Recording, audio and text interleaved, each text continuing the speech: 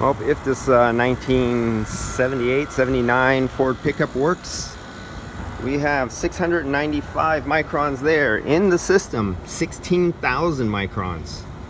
Did you get that? Do you understand what I'm talking about? Vacuum. When this thing was reading 19,000 microns, this did not even read 29 inches of mercury. Now that I'm down to 674 microns, that is reading at the micron sensor inside this gauge head, close to the vacuum pump, straight off, 3/4 inch vacuum hose right off this 12 CFM line. The vacuum pump can go down to 3 microns, but I'm going through this little tiny 1/4 inch hose through this restriction.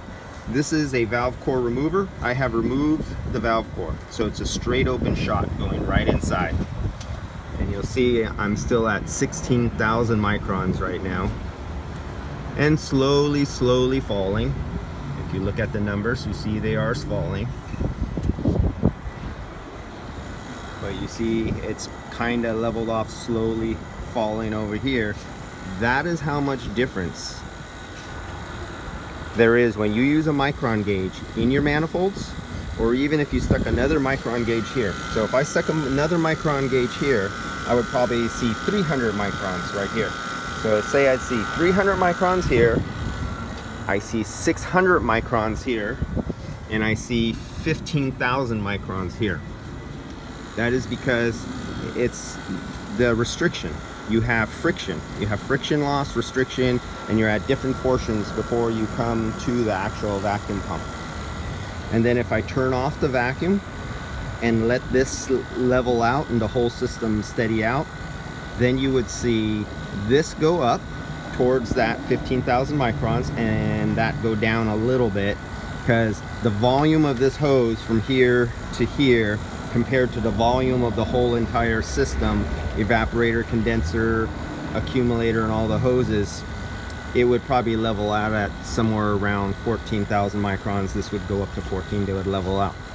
So this is going to take a long time. It was retrofitted by somebody else a long time ago. I know it was not done right. I don't even have to question that. And of course they use that cheap universal Ester 150 oil. And what was garbage today, it came out of the bottle. It was wrong anyway, especially for somebody who does one of those top-off retrofits where you just dump the oil on top of the existing oil. You were not supposed to use that universal 100 Ester oil. There is a secret to that, and the automotive industry did not have access to it. The automotive industry did not know about it, and all the air conditioning magazines and experts, societies, whoever they were, was recommending something else, but there's something they didn't know.